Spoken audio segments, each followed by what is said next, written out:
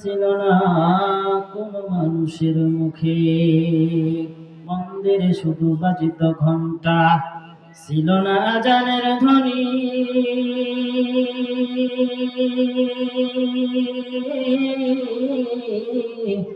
সে আধার জগতে এসেছিলে তুমি, হে সাধু রব্বানী। মানুষের মাঝে মানুষ রূপে জন্ম নিয়া মানুষের মন করিলা জয়।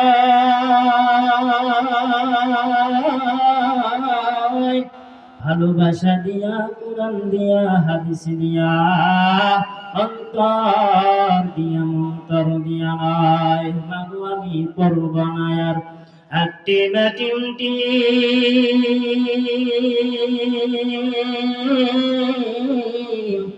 মাদ্রাসাতে গিয়া করব আমি আলিফ লাম আর মিম। জোরে জোরে জিকির করেন লা ইলাহা ইল্লাল্লাহ। জবান ছেড়ে দে লা ইলাহা ইল্লাল্লাহ।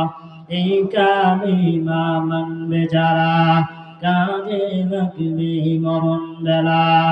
এই কালিমা মানবে যারা কাজে লাগবে মরণ বেলা। জোরে আওয়াজ দিয়া বলেন ঠিক কিনা? আরো জোরে আওয়াজ দিয়া বলেন ঠিক কিনা? ভাইরা আমার, বন্ধুরা আমার, আল্লাহ রাসূল সাল্লাল্লাহু আলাইহি সাল্লাম বলেন, মান মাতা ওয়া হুয়া ইয়ালাম লা ইলাহা ইল্লাল্লাহ মুহাম্মাদুর রাসূলুল্লাহ দাখালাল জান্নাহ। আল্লাহ রাসূল বলেন, যে ব্যক্তিটা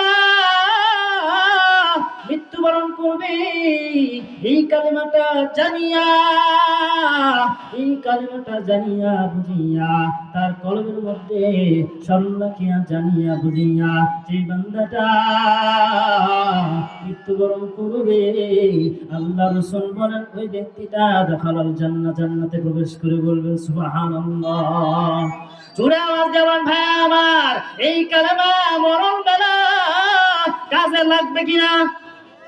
এই কালেমা মানবে যারা কাজে লাগবে মরণ বেলা। এই কালেমার রওশনীতে,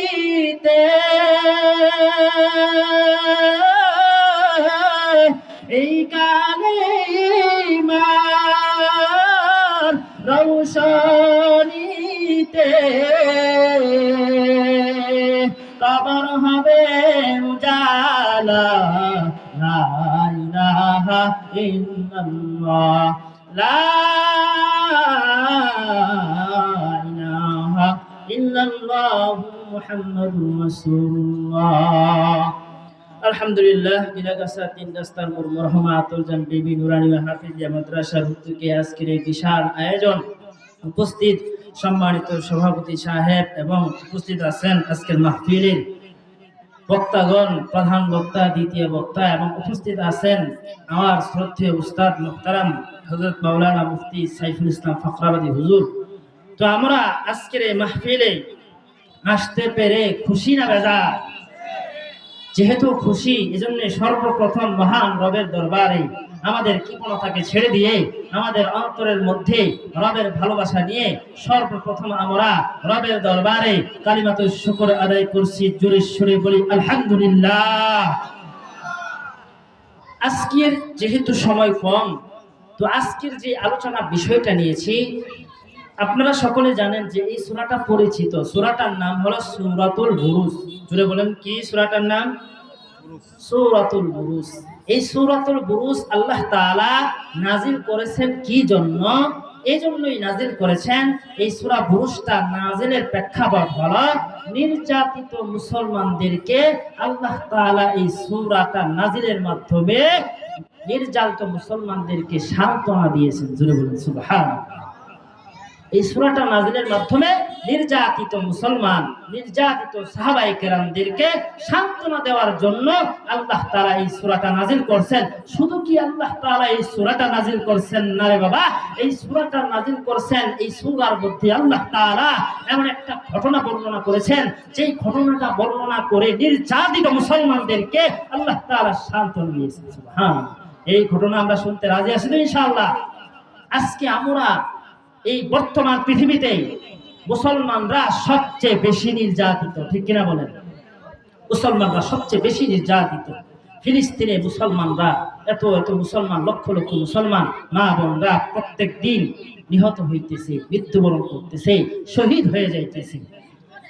হযরত বেলাল হাবশী রাদিয়াল্লাহু তাআলা আনহু যখন ইসলাম গ্রহণ করলেন, রাসূলের হাতে ইসলাম গ্রহণ করলেন, ইসলাম গ্রহণ করার পর মক্কার কাফেররা বেলাল রাদিয়াল্লাহু তাআলা আনহু এর গলার মধ্যে রশি পেঁচাইয়া বেলাল রাদিয়াল্লাহু তাআলা আনহুকে উত্তপ্ত বালুর মধ্যে শুয়াইয়া শুধু এতটুকুতেই ক্ষান্ত নয়, বেলাল রাদিয়াল্লাহু তাআলা আনহু বুকের মধ্যে বিশাল আকারে একটা পাথর দিয়েছিল। জোরে বলেন না?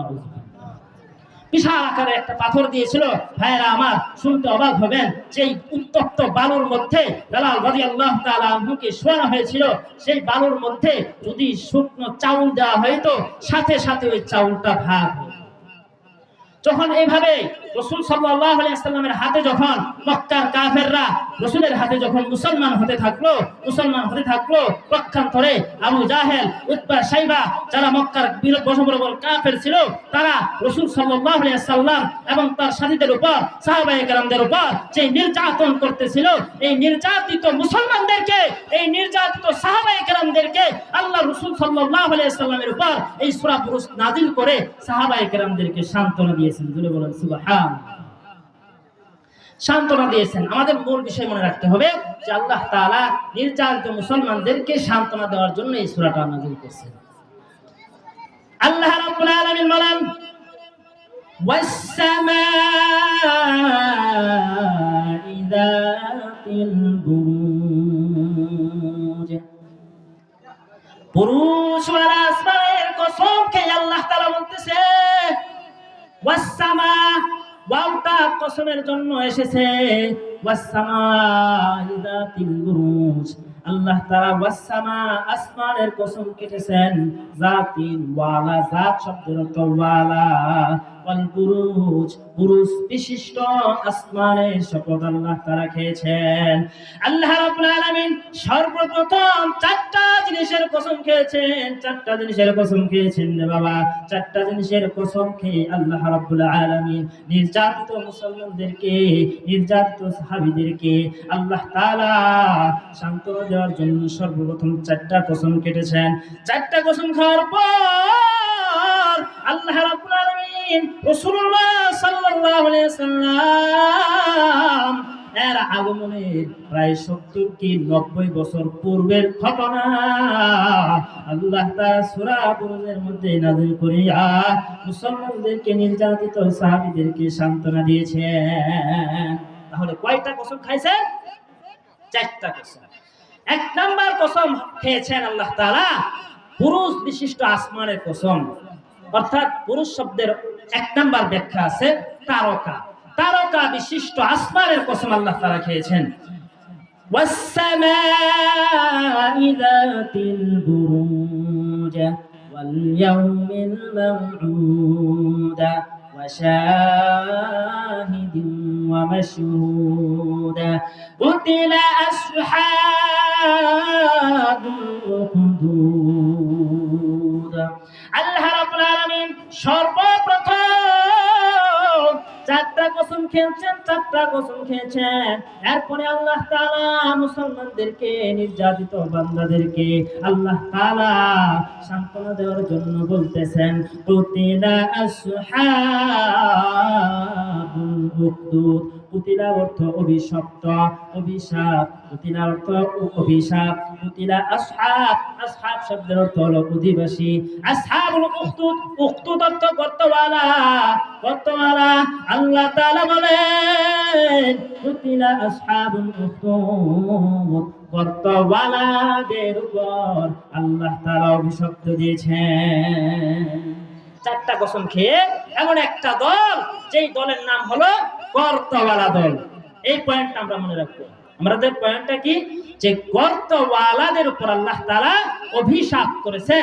যেই গর্তওয়ালাদের ঘটনা বর্ণনা করে আল্লাহ তাআলা নির্যাতিত মুসলমানদেরকে সান্ত্বনা দিয়েছেন। এই ঘটনা জানা দরকার আছে না নাই? রাসূল সাল্লাল্লাহু আলাইহি সাল্লাম এর আগমনের 70 বছর পূর্বে, আরেক বর্ণনায় 90 বছর পূর্বে এমন একটা ঘটনা ছিল।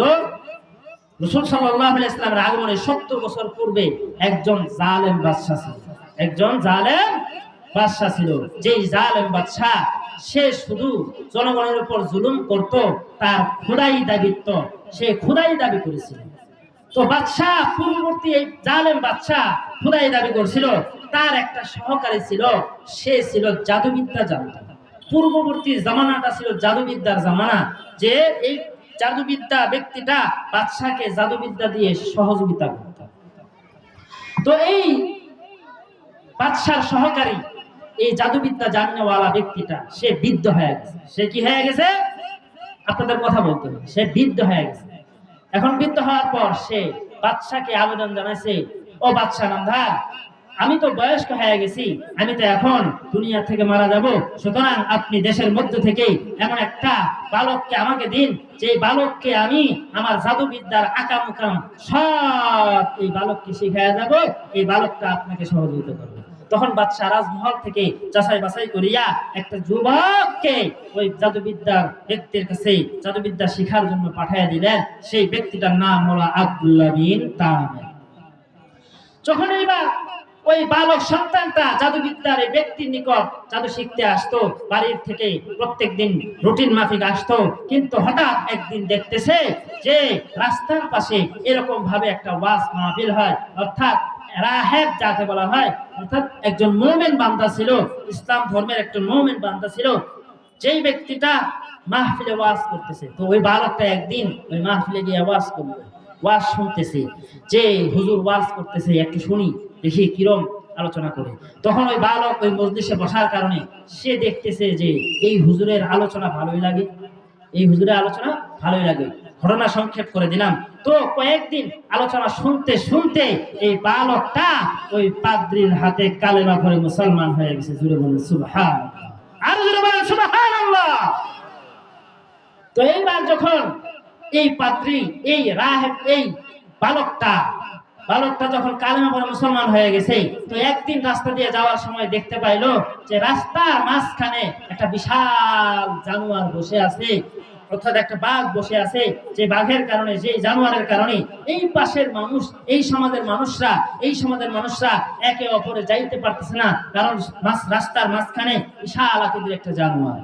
তখন এই বালকটা চিন্তা করলো, এখনই আমার পরীক্ষা নেওয়ার সময়, যে আমি এখন পরীক্ষা করব যে ওই জাদুবিদ্যা ব্যক্তির কথা সত্য নাকি এই রাহেব মুসলমান ইমানদার পাদ্রীর কথা সত্য।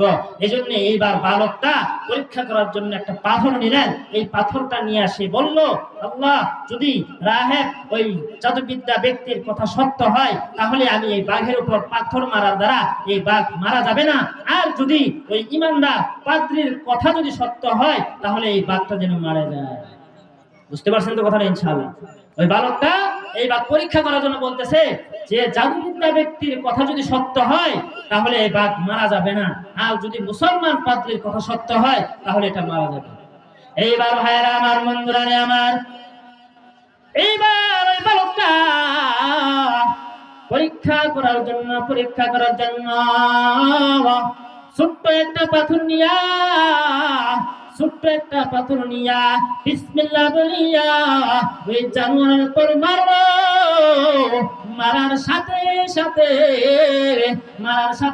ছোট্ট পাথরের আঘাতে ওই জানোয়ারটার জায়গায় মৃত্যুবরণ করেছে। এইবার ওই বালকটা প্রমাণ পেল মুসলমান, পাদ্রীর কথাই সত্য, আল্লাহ এক, আল্লাহ তাআলা ছাড়া কোনো মাবুদ নাই, এই রাষ্ট্রের মধ্যে যে বাচ্চাটা আছে, এই বাচ্চাটা হলো জালেম বাচ্চা। সে কোনোদিন খোদা হতে পারে না, খোদা তো এমন আল্লাহ, সেই আল্লাহ রাব্বুল আলামিন, এই মুসলমান পাদ্রীর আল্লাহ, যে আল্লাহ তাআলার দেশে এই সামান্য পাথর দ্বারা আমি বালক জানতাম এই সামান্য পাথর দ্বারা এই বাঘ মারা যাবে না, মারা যাবে না, মারা যাবে না। ওই জাদুবিদ্যার ব্যক্তির নিকট ছিলাম, কিন্তু আল্লাহ তাআলার কালাম, আল্লাহ তাআলা যে সত্য, রব যে একজন, ওই আল্লাহ তাআলার নাম মানার কারণে আল্লাহ তাআলা এই জানোয়ারটাকে মৃত্যু দিয়েছে। জোরে বলেন সুবহানাল্লাহ। এইবার যখন ওই বাঘটা মারা গেল, তাহলে এলাকার মধ্যে হইচই শুরু হয়ে গেল। আহারে, এই বালকটা জাদুবিদ্যায় এত পারদর্শী, সে তো সাধারণ মানুষ না যে বাঘকে মেরে ফেলে।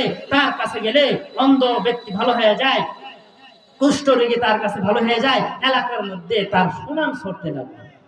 তো একদিন ঘটনা, বাদশাহ রাজমহলে একজন মন্ত্রী ছিল, সে ছিল অন্ধ, মায়ের পেট থেকে অন্ধ অবস্থায় দুনিয়াতে আসছে। তো সে সকলের কথা শুনে এই বালকের কাছে গেল, বালকের কাছে আব্দুল্লাহ বিন তামেরের কাছে গেল। যাওয়ার পর বলতেছে, তোমার সুনাম আমি শুনছি সমাজের মধ্যে, তুমি নাকি মানুষের চোখ ভালো করে দাও, কুষ্ঠ রোগী ভালো করে দাও, মানুষের হাত পা সবকিছু ভালো করে দাও, আমার চোখটাও তুমি ভালো করে দাও। তখন আব্দুল্লাহ বিন তামের বলতেছে, ভালো করার মালিক তো আমি না, ভালো করার মালিক একমাত্র কে? বলেন কে? আরো জোরে বলেন কে? আল্লাহ তাআলা। তখন বললেন, তুমি যদি তোমার চোখ ফেরত চাও তাহলে আমার হাতে কালেমা পড়তে হবে।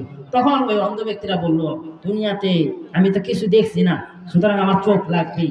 তখন ওই ব্যক্তিটা, অন্ধ ব্যক্তিটা আব্দুল্লাহ বিন তামের কাছে মুসলমান হয়ে গেল। সুবহানাল্লাহ। এইবার আব্দুল্লাহ বিন তামের আল্লাহ তাআলার কাছে দোয়া করলেন, আল্লাহ, এই অন্ধ ব্যক্তিটা আপনার উপর ভরসা করিয়া, আপনার উপর ভরসা করিয়া, আপনার উপর কালেমা পড়েছে, কালেমা পড়েছে, আপনাকে এক রব বলে স্বীকার করেছে।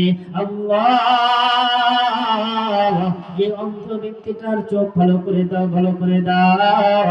এইবার যখন আব্দুল্লাহ বিন তামের আল্লাহ তাআলার দরবারে দোয়া করলেন, দোয়া করার সাথে সাথে আল্লাহ রাব্বুল আলামিন ওই অন্ধ ব্যক্তির চোখকে আল্লাহ তাআলা ভালো করে দিয়েছে। জোরে বলেন সুবহানাল্লাহ। আর জোরে বলেন সুবহানাল্লাহ। হ্যাঁ আমার বন্ধুরা আমার, এইবার যখন ওই ব্যক্তিটা চোখ ফিরে পেল, চোখ ফিরে পাওয়ার পর রাষ্ট্রের মধ্যে হট্টগোল শুরু হয়ে গেল। আব্দুল্লাহ বিন তামের কেমন আলোচনা জানে, কেমন জাদু জানে।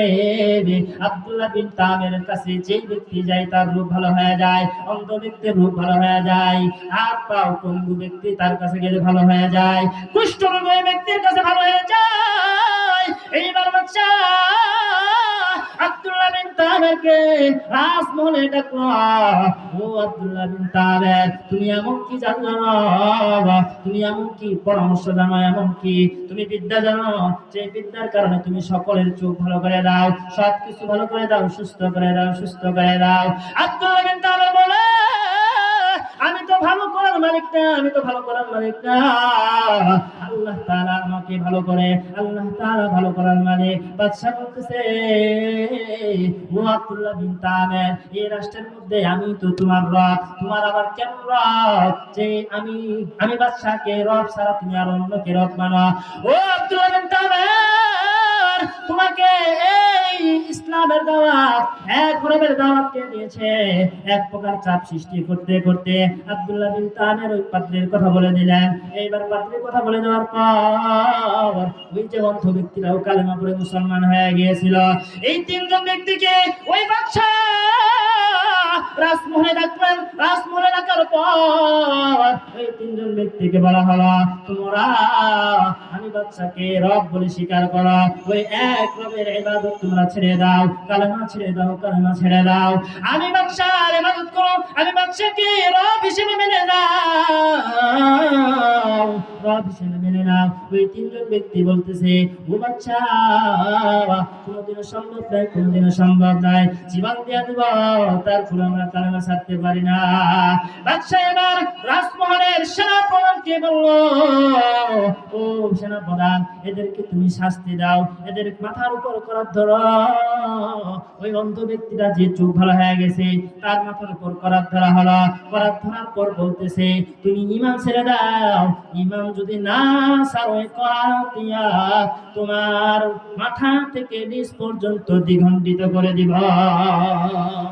এইবার ওই অন্ধ ব্যক্তিরা বলতেছে, ও ও বাদশাহ, আপনি আমাকে করাত দিয়ে দ্বিখণ্ডিত করে দেন, তারপর আমি ইমাম ছাড়তে রাজি নাই। আজকে আমাদের সমাজের মধ্যে এক কাপ চায়ের কাছে ইমাম বিক্রি হয়ে যায়, ঠিক কিনা বলেন? মেম্বার নির্বাচনে এক মেম্বার আইসা বলতেছে, তুমি কাকে ভোট দিবা? তো চিন্তায় আছি, আপনাদের ভোট দিব। এই রং চা দে। আরেকজন আসলো মেম্বার প্রার্থী, সে বলতেছে তুমি কাকে ভোট দিবা? চিন্তায় আছি, আমি আপনাকে দেবো। ওই আবার দুধ চা খাওয়াইছে। আবার আরেকজন আসছে, কফি খাওয়াইছে। এইভাবে 4-5টা মেম্বার আইসা একজন ব্যক্তিকে চা খাওয়ায়। বলেন তো ওই ব্যক্তিটার ভোট কয়টা? 4টা ভোট। মানুষ একজন, ওর কি 4টা ভোট? আর একটা ভোট। কয়জনে দেওয়ার ওয়াদা দিল? 4 জনের কাছে ওয়াদা দিল। কিসের বিনিময়? এক কাপ চায়ের বিনিময়। আজকে আমাদের মধ্যে যদি এক কাপ চায়ের কারণে আমরা ইমান বিক্রি করে দেই, তাহলে আমাদের মাথার মধ্যে করাত ধরা লাগবে না। আমাদের মাথার মধ্যে যদি করাত ধরা হয়, আমার 14 গোষ্ঠী হরে রাম হরে কৃষ্ণ করে পালাই দিতে, ঠিক কিনা বলেন? আমাদের ইমানের এখন ভাইরা আমার বন্ধুরা আমার, এইবার যখন ওই বন্ধু ব্যক্তিটার মাথার উপর করাত ধরা হলো, তারপর ইমাম সাহেব যে বাবা দিলের কান লাগায় শুনবো আল্লাহ তাআলা কোন ঘটনা বলে নির্যাতিত মুসলমানদেরকে সান্ত্বনা দিয়েছেন। ওই অন্ধ ব্যক্তিটার উপর করাত যখন তারা হলো, এমন তো পরিবেশে ওই ব্যক্তিটা কালেমা ছাড়ে নাই, কালেমা ছাড়ে না ভাই। ওই ব্যক্তি, অন্ধ ব্যক্তির মাথা দেখে করাত দিয়া ফেলে ফেলে দেওয়া হয়েছে। বাইরে আমার বন্ধুরা আমার, এইবার ওই রাহে পাদ্রীকে বলা হলো, ও পাদ্রী তুমি ইমান ছেড়ে দাও, ইমান ছেড়ে দাও। পাদ্রী বলতেছে, ও বাদশাহ আমি ইমান ছাড়তে পারি না। ওই অন্ধ ব্যক্তিটা যেই রবের উপর বিশ্বাস করিয়া তার মৃত্যুবরণ করেছে, তার ইমানটা বিক্রি করে নাই। ও বাদশাহ শুনে নাও, আমিও আমার ইমানটা ছাড়বো না, ইমানটা ছাড়বো না। এইবার বাবাজিরা আমার, ওই পাদ্রীটার মাথা থেকে করাত দিয়া 2 ভাগ করে দেওয়া হয়েছে। এইবার বাদশাহ আব্দুল্লাহ বিন তামেরকে বলতেছে, ও আব্দুল্লাহ বিন তামের, দেখেছো তো 2 জনকে আমি করাত দিয়া দ্বিখণ্ডিত করে দিয়েছি, দ্বিখণ্ডিত করে দিয়েছি। ও আব্দুল্লাহ বিন তামের, তুমি আমি কে? আমি বাদশাকে রব হিসেবে মেনে নাও। আব্দুল্লাহ বিন তামের বলে, আমার 2 ভাই যে রবের উপর ঈমান রক্ষা করিয়া শহীদ হয়েছে, আমিও শহীদ হতে চাই। এইবার বাদশাহ আব্দুল্লাহ বিন তামেরকে ভিন্নভাবে হত্যা করতে চাইলেন। স্পেশাল কিছু বাহিনীকে নিয়ে বললেন, আব্দুল্লাহ বিন তামেরকে পাহাড়ের উপর নিয়ে যাবা, পাহাড়ের উপর নিয়ে গিয়া যদি ঈমান ছাড়ে তাকে আমার কাছে ফিরে নিয়ে আসবা, যদি ঈমান না ছাড়ে এই পাহাড় থেকে তোমরা ফেলে দিবে, পাহাড় থেকে ফেলে দিবে।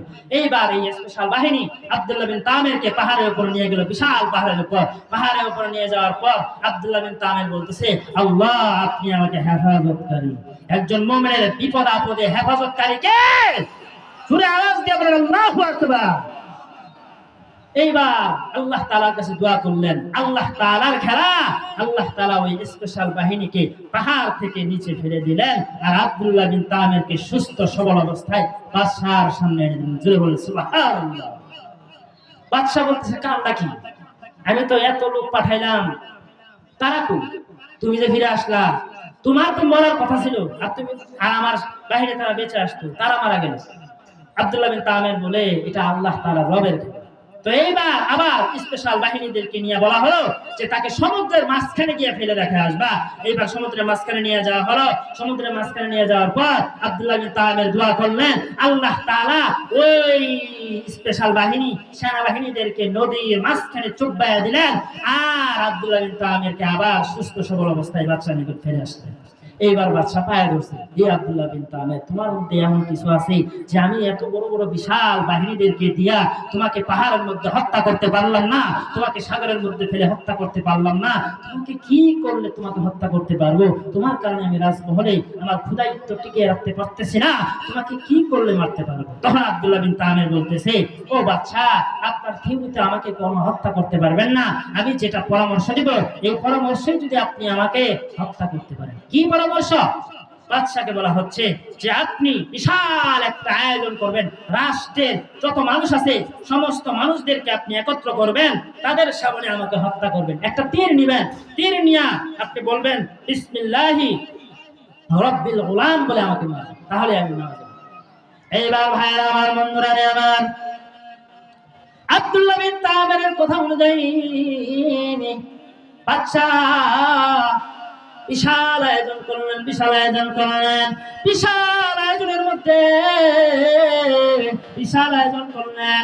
রাষ্ট্রের সমস্ত মানুষদেরকে এক মাঠের মধ্যে আয়োজন করলেন, মাঠের মধ্যে উপস্থিত করলেন। মাঠের মধ্যে উপস্থিত করিয়া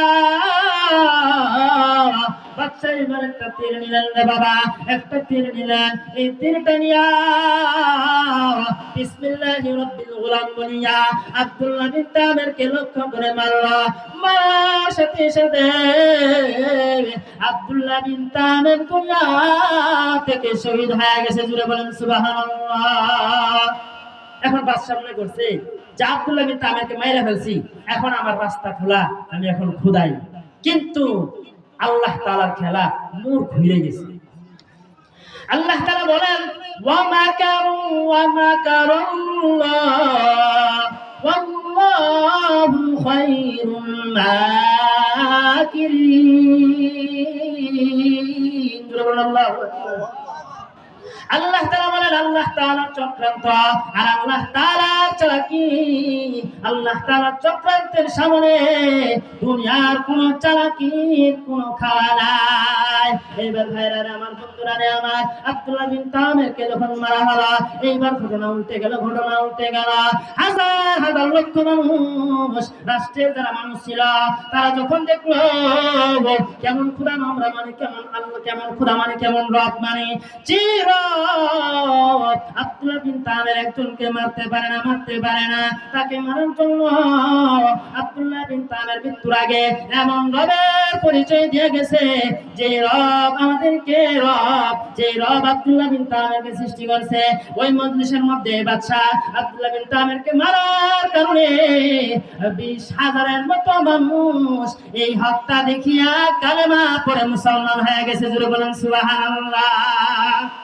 একটা মৃত্যুর বিনিময়ে, একটা মৃত্যুর বিনিময়ে আরো 20,000 মুসলমান হয়ে গেছে। জোরে বলেন সুবহানাল্লাহ, আরো জোরে বলেন আল্লাহু আকবার। শুধু কি তাই, এইবার বাদশা বিশাল একটা বললেন যে 20,000 মানুষ মুসলমান হয়ে গেছে, এখন করতে হবে বিশাল একটা গর্ত করো। এই গর্ত শুরুতে বলছিলাম না, কতিলা সাবন উহদুদ, গর্তওয়ালাদের উপর আল্লাহ তাআলার অভিশাপ। এই হলো গর্তওয়ালা। এইবার বাদশা বিশাল একটা গর্ত করলো, গর্ত করিয়া ওই 20,000 মুসলমান হয়েছে তাদেরকে গর্তের মধ্যে ওই বাদশা ফেলবে। উতিলা আসহাবুল উখদুদ আন্নারি যাতিল ওয়াকুদ ইয হুম আলাইহা কুউদ। আল্লাহ রাব্বুল আলামিন বলেন গর্তের উপর আল্লাহ তাআলার অভিশাপ। এইবার বাদশা বিশাল একটা গর্ত করলো, বিশাল গর্ত করার পরে রে বাবা দিনের কান লাগায়া শুনলো, দিনের কান লাগায়া শুনলো। এই বিশাল গর্ত করিয়া আন্নারি যাতিল ওয়াকুদ, আগুনের গর্ত করলো, আগুনের গর্ত করলো। এইবার স্পেশাল বাহিনীদেরকে নিয়া রাষ্ট্রের জনগণদেরকে যারা ঈমান এনেছিল তাদেরকে গর্তের মধ্যে, আগুনের মধ্যে ফেলতে লাগলো। সমস্ত ঈমানদার বান্দারা ওই গর্তের মধ্যে ফেলার পর এইবার বাবাজিরা আবার একজন মহিলা, একজন মা, এই মাটা তার কোলের মধ্যে ছিল দুধের শিশু, 5 দিন কি 6 দিনের একটা দুধের শিশু। এইবার মা চিন্তা করতেছে আমি না আগুনে জ্বলে গেলাম, কিন্তু আমার দুধের শিশু এই 5-6 দিনের বাচ্চা, এই বাচ্চাকে কিভাবে আগুন জ্বলতে দিব না, এইভাবে এরকম মায়া লাগলো। এইবার বাচ্চা বলল ও মা তুমি আল্লাহ তাআলাকে ছেড়ে দাও, কালেমা ছেড়ে দাও, আমাকে রব হিসেবে মেনে নাও, আমাকে রব হিসেবে মেনে নাও, তাহলে তুমি বাঁচতে পারবা। আল্লাহ তাআলা ওই মায়ের করবে, ওই মায়ের বুকের মধ্যে ওই দুধের বাচ্চার জবানটাই আল্লাহ তাআলা খুলে দিয়েছেন। জোরে বলেন সুবহানাল্লাহ। এইবার যখন ওই দুধের বাচ্চা জবানটা খুলে গেল রে বাবা, জবানটা খুলে গেল। ওই দুধের শিশুটা, দুধের বাচ্চাটা মাকে বলতেছে, ও মা,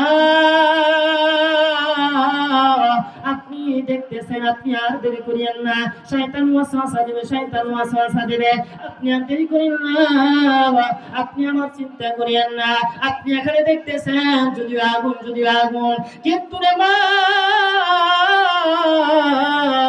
এখানে আগুন নাই, এর নিচতলায় আল্লাহ তাআলা জান্নাত রেখেছেন। এবার যখন বাবা দিলেন আমার ওই দুধের শিশুটা কথা বলতে শুরু করছে, এইবার মা আর দেরি করে নাই, আর দেরি করে নাই, ওই দুধের শিশুটাকে নিয়ে ওই আগুনের মধ্যে ঝাঁপ দিয়েছেন। ইমান পরীক্ষায় ওই মহিলাটা ইমানি পরীক্ষায় উত্তীর্ণ হয়েছেন। বলেন সুবহানাল্লাহ, আর জোরে বলেন আল্লাহু আকবার। এই হলো ভাইরা আমার মা, পর্দার মা বোনদেরকে বলবো, ও মা, আপনি যদি ঠিক থাকেন আপনার সন্তান ভালো হবে, আপনার স্বামী স্ত্রী ভালো হবে, আপনার সব পরিবারটা হবে শান্তিময়। আপনি যদি ভালো হন, ও মা, আজকে আপনি বেপরদা হওয়ার কারণে সমাজের মধ্যে বিশৃঙ্খলা সৃষ্টি হইতেছে, বিশৃঙ্খলা সৃষ্টি হইতেছে। এজন্য কবি বলেন, সে যে গুজে আপরে কোথা যাও দুপুরে, ওরে আপু শুনে যাও বোরকাটা পরে না, বোরকাটা পরে নিলে লাভ কে জানিস, বখাতে যুবক তোরে দেবে না রে শীষ, রেখে সাওয়ালাই তোরে দেবে না রে শীষ। সে যে বুঝে তুমি যখন হেঁটে যাও তোমার দিকে ছুটে যায় কত যে নয়ন, ঠিক না? সে যে বুঝে তুমি যখন হেঁটে যাও তোমার দিকে ছুটে যায় কত যে নয়ন, তোমার ওই রূপ দেখে বখাটে যুবক বলে, মেয়েটাকে দেখতে কি সুন্দর, ইস, বখাটে যুবক তোরে দেবে না রে শীষ, রিকশাওয়ালাই তোরে দেবে না রে শীষ। ঠিক কিরা? এজন্য মা বোনদের কাছে করজোর অনুরোধ থাকবে যে আপনারা পর্দার আড়ালে থাকবেন। এই যে মাহফিলগুলো দেখছেন, মাহফিলগুলো মা বোনদের বেপরদার কারণে মাহফিলে হেদায়েতের জায়গায় বিশৃঙ্খলা সৃষ্টি হয়, ঠিক কিনা বলেন? এটা ভলান্টিয়ার যারা আছে তাদেরকে অনুরোধ করবো এইভাবে করা থাকবে। তো ইনশাআল্লাহ যা আলোচনা করলাম, আল্লাহ তাআলা আমাদেরকে আমল করা তৌফিক দান করেন। এখন আপনাদের সম্মুখে আমার অত্যন্ত শ্রদ্ধেয় প্রিয় বড় ভাই মুফতি সাইফুল ইসলাম জামালি হুজুর, তিনি এসে পড়েছেন। আমাকে অত্যন্ত ছোট ভাইয়ের মতো মহব্বত করেন। আমরা ঝিনাইগাতি বড় মাদ্রাসায় একসাথে লেখাপড়া করছি, ঝিনাইগাতি বড় মাদ্রাসায় অত্যন্ত সুন্দর আলোচনা করেন। ছাত্র জামানায় দেখেছি এই সাইফুল ভাই পুরা মাদ্রাসায় ছাত্রদের মন জয় করে ফেলেছিল। এই গজাল গাইতে গাইতে সবসময় সাইফুল ভাই যায় গজাল গাইতো, এমনকি মাদ্রাসা যারা আসাদে কেরাম ছিল, উস্তাদ ছিল, তাদের মন জয় করেছে। সুবহানাল্লাহ। আজকে আমার বড় ভাই আজকে আলোচনা করবেন, আমরা ইনশাআল্লাহ মনোযোগ সহকারে হেদায়েতের নিয়তে শুনতে রাজি আছি তো ইনশাআল্লাহ? আমরা কেউ